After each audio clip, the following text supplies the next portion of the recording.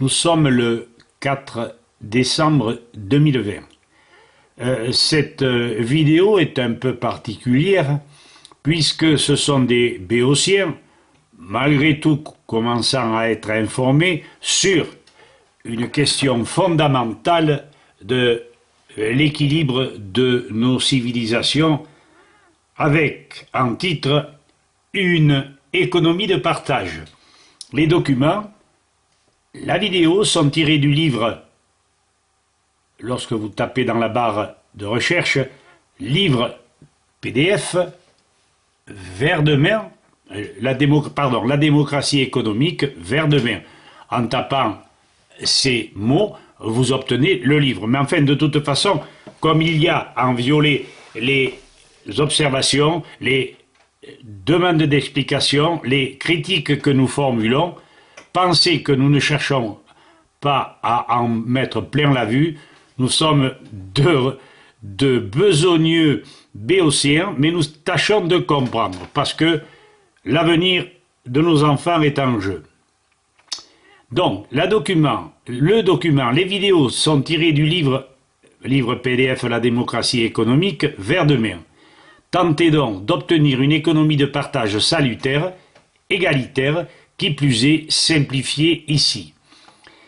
Alors, simplifier quoi? Eh bien, les conceptions du Major Douglas sur ses propositions qui datent, propositions financières du crédit social. Nous ne prendrons le livret qu'à partir de la page 111. La leçon 8, l'argent et les prix, l'escompte compensé. Il est dit dans la première phrase que la distribution d'argent nouveau dans le dividende national est donc un moyen d'augmenter le niveau de l'argent du pays quand c'est nécessaire et de placer directement cet argent entre les mains des consommateurs.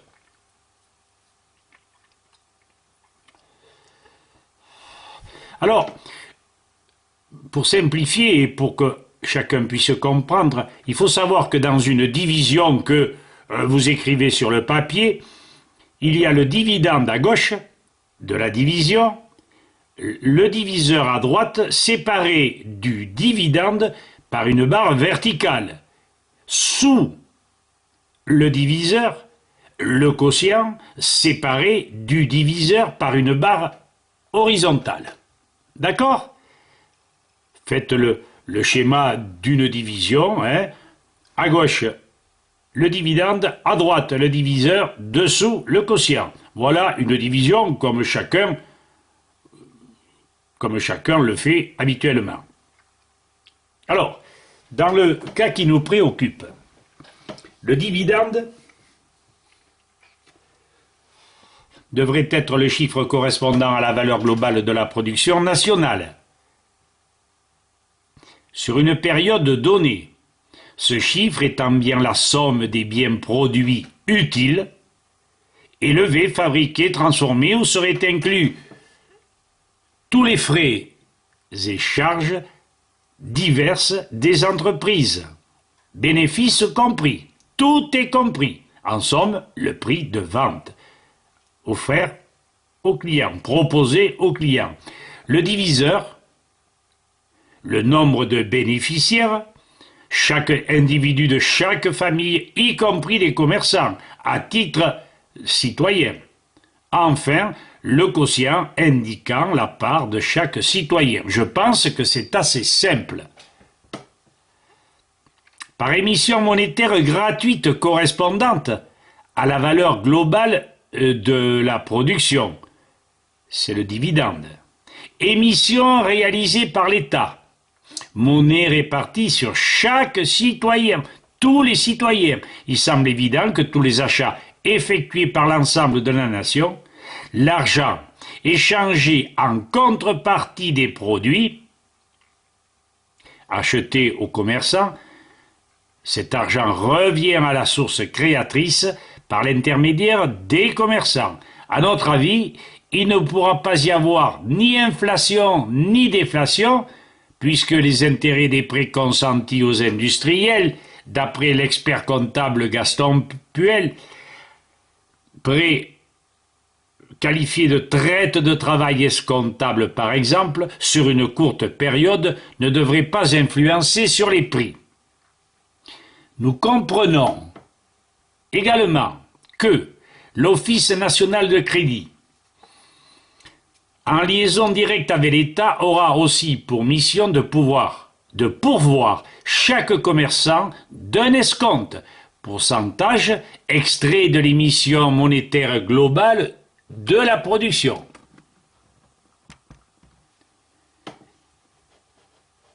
Je dis bien de la production nationale, leur permettant d'équilibrer leur budget commercial. Ainsi, simplifions-nous le problème de l'escompte. À notre avis, pas d'escompte sur les entreprises puisqu'ils ont bien calculé l'équilibre de leur budget lors du calcul du prix de vente de leurs produits. Mais, pour être bienfaisante, ce qui est en noir, ce n'est pas nous qui l'avons écrit, mais c'est bien dans le livre. Mais pour être bienfaisante au consommateur, cette distribution d'argent doit constituer pour le consommateur une véritable augmentation de son pouvoir d'achat. Il semble indiscutable que cette répartition d'argent sur tous les membres de la société traduise la richesse du pays. Si les structures industrielles, machines modernes, personnel qualifié sont adéquates. Or, le pouvoir d'achat dépend de deux facteurs, disent-ils, la quantité d'argent entre les mains de l'acheteur et le prix du produit à vendre. Par cette façon, ajoutons-nous, de procéder, le pouvoir d'achat est garanti. La quantité d'argent dans les mains de l'acheteur et le prix du produit à vendre. Si le prix d'un produit diminue, le pouvoir d'achat du consommateur augmente. Oui, ça, tout le monde l'a compris, hein. Ce n'est pas la peine d'insister. Les prix peuvent diminuer en fonction de la modernisation des entreprises, c'est nous qui le disons. Alors, dans l'autre cas, si le prix monte, cela affecte désavantageusement le pouvoir d'achat du consommateur. Et je vous laisse lire.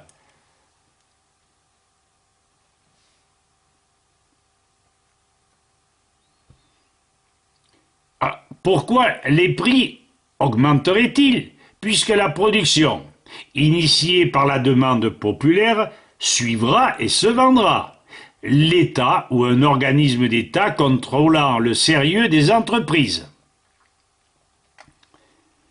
C'est pourquoi les augmentations de salaire tant réclamées par les ouvriers ne réussissent pas à produire d'amélioration durable, parce que les prix des produits sont augmentés en conséquence. Eh oui, augmenter les salaires, il y a répercussion sur les prix, parce que le patron est obligé d'augmenter. Et ses charges étant importantes, les prix également. Les employeurs ne fabriquent pas d'argent. Et s'ils doivent dépenser davantage pour payer leurs ouvriers, ils sont obligés de vendre leurs produits plus chers. Nous ajoutons, pourquoi y aurait-il une demande d'augmentation de salaire, étant donné que les actifs seront les premiers à développer raisonnablement, dans le respect de l'équilibre naturel, les produits, d'où augmentation relative de la part de chacun. Le dividende national, disent-ils, lui, n'entre pas dans les prix lorsqu'il est fait d'argent nouveau, distribué par le gouvernement indépendamment du travail. Alors là, nous avouons que nous ne comprenons pas très bien et on demande aux pèlerins de Saint-Michel de nous expliquer. Ils ajoutent, cependant, en face de plus d'argent dans le public, il pourrait y avoir tendance chez les marchands à augmenter les prix, etc. Bien. Dans une économie nationale, l'honnêteté est de rigueur, les services de l'État y mettront bon ordre. Quel intérêt auraient les marchands, les fabricants, à augmenter le prix des produits? L'économie encadrée ne se développant plus sous l'influence du profit, puisqu'il est limité dans l'excès par les dangers dus aux pollutions et possibilités limitées qu'a la nature de digérer, transformer nos déchets. Cela, nous l'oublions. Et je vous laisse lire. Aussi, une réforme monétaire qui ne voit pas en même temps à freiner les hausses injustifiables de prix serait une réforme incomplète. Elle pourrait devenir une catastrophe, etc. Nous en avons déjà parlé, le problème est résolu. La fixation arbitraire des prix, disent-ils, un plafonnement général, peut aussi obtenir un effet préjudiciable en décourageant la pollution. Je vous laisse lire la suite.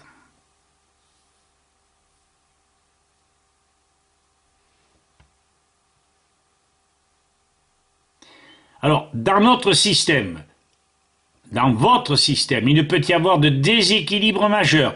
Nous serons tous sensibles à l'intérêt de chacun, de l'équilibre de nos vies et de la nature.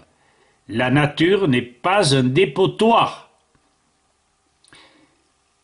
Alors, le Major, son crédit social, propose une technique pour combattre automatiquement l'inflation. C'est la technique dite du prix ajusté ou de l'escompte compensé qui ferait partie du mode d'émission d'argent pour établir le pouvoir d'achat global au niveau de la production globale offerte. Devrait-il y avoir, ajoute-t-on, une technique pour combattre l'inflation? Pourquoi prix ajusté, escompte compensé? Surtout après ce que nous avons dit précédemment. Expliquez-vous, chers amis, expliquez-vous, pèlerin de Saint-Michel, à ce sujet, s'il vous plaît.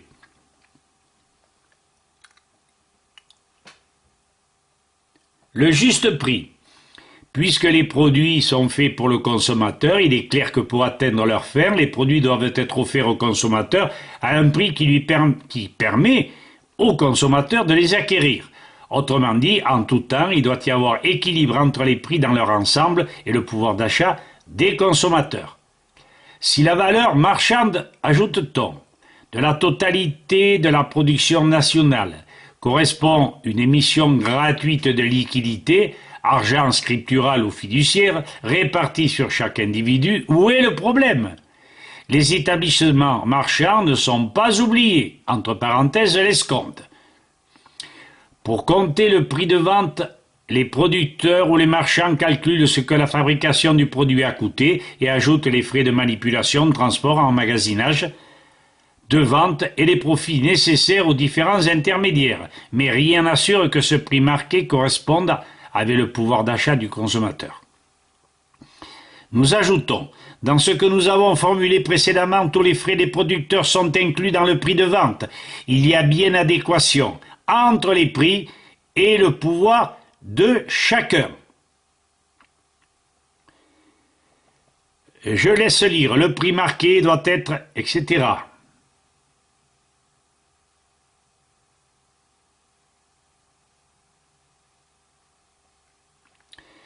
Nous sommes bien d'accord. S'il n'y a pas égalité entre la valeur de la production et le pouvoir d'achat des consommateurs, on ne va pas tout vendre, c'est sûr. Et ils ajoutent, d'où un ajustement nécessaire des prix. La technique monétaire du crédit social y pourvoit.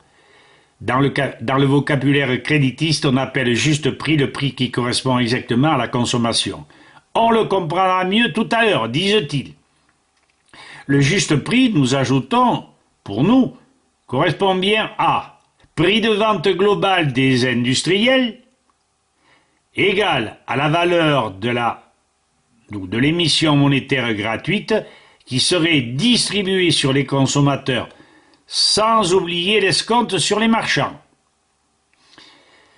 Lorsqu'on dit juste prix, disent-ils, on ne veut donc pas du tout dire prix honnête, prix équitable. Le prix marqué par le marchand peut être tout à fait honnête, tout à fait équitable et cependant n'être pas du tout le prix exact. Alors, nous posons la question, pourquoi juste prix et prix honnête ne seraient-ils pas identiques? Ainsi, pendant la crise, disent-ils, mais quelle crise? On ne comprend pas. Les prix marqués pouvaient être honnêtes, équitables, mais ils n'étaient pas exacts. Ils ne correspondaient pas à la consommation. Quand la production totale de choses demandées dépasse la consommation totale, ces prix ne sont certainement pas exacts, puisque la consommation sur une période quelconque marque en définitive les véritables dépenses faites pour la production pendant cette même période. Nous restons dans l'interrogation. Pourquoi la production totale de choses demandées par le public excéderait la consommation totale? De toute façon, l'excédent n'aurait-il pas été prévu par l'État pour exportation? En restant rigoureux sur l'égalité suivante, prix de vente global des industriels égal à la valeur de l'émission monétaire, ce prix de vente est en adéquation avec les véritables dépenses des industries.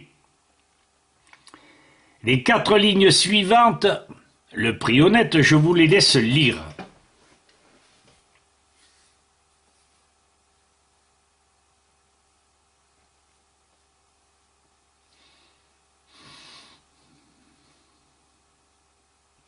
Et nous ajoutons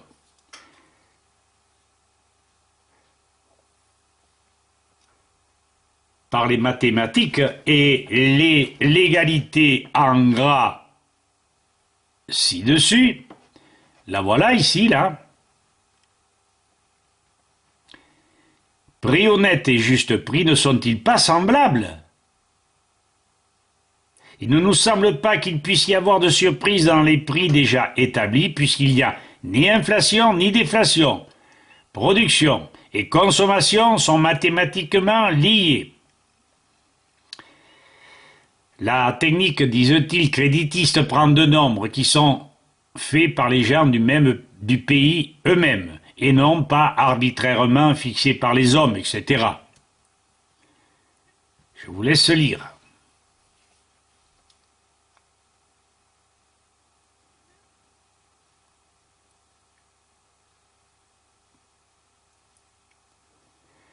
Et nous ajoutons, le nombre exprimant le pouvoir d'achat des consommateurs est en rapport étroit avec la valeur globale chiffrée de la production, nous l'avons déjà dit. Et ils disent, expliquons à présent d'abord quelques notions peu familières et pourtant de grande portée. Le véritable prix de la production. Le prix exact d'une chose est la somme des dépenses encourues pour la production de cette chose. Et cela est vrai que l'on compte en piastres, etc. Nous semblons d'accord. Bon, je passe sur ce paragraphe qui ne nous apporte rien.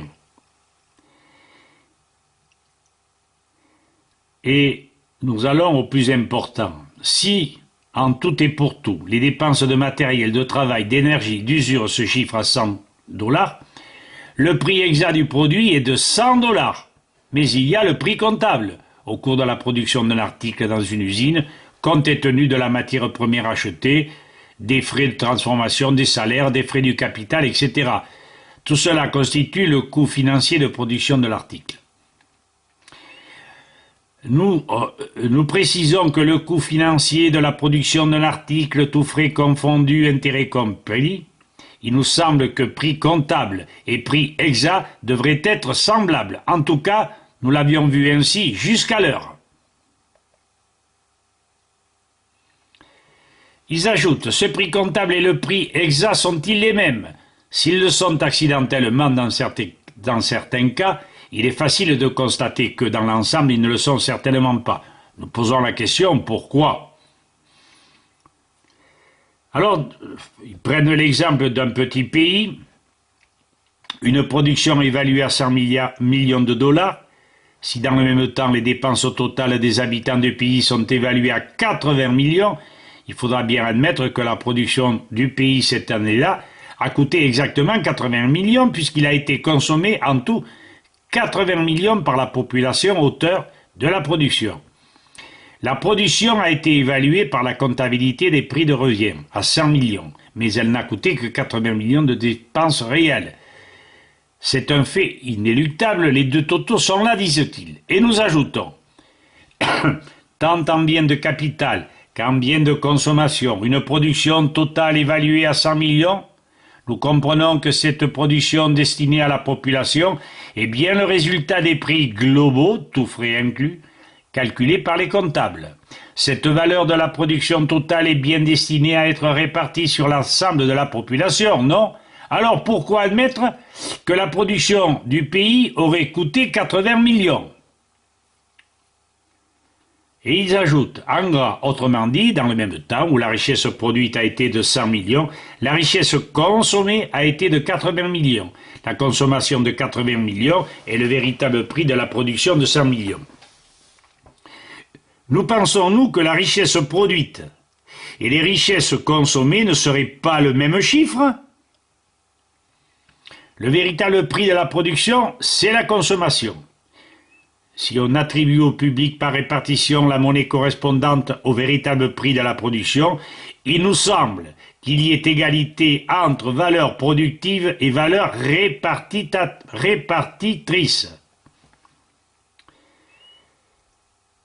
Voilà. Sur les 5 lignes précédentes restant sur notre entendement, nous ne comprenons pas pourquoi il resterait 20 millions sur l'augmentation. Oui, il resterait 20 millions pour la contemplation, pardon. Regardez, lisez là, jusqu'à ce que je continue.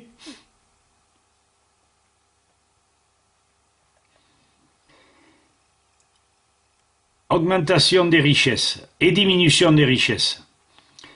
Un pays s'enrichit de biens lorsqu'il développe ses moyens de production, ses machines, ses usines, etc., ce qu'on appelle biens de capital. D'accord. Le pays s'enrichit de biens pour la consommation, à blé, viande, etc., d'accord. Un pays s'enrichit de biens encore lorsqu'il reçoit de la richesse de l'extérieur. Ainsi, le Canada s'enrichit de fruits lorsqu'il reçoit des bananes, etc., ce que l'on appelle importation. Il s'enrichit de biens, soit, mais s'appauvrit en devises.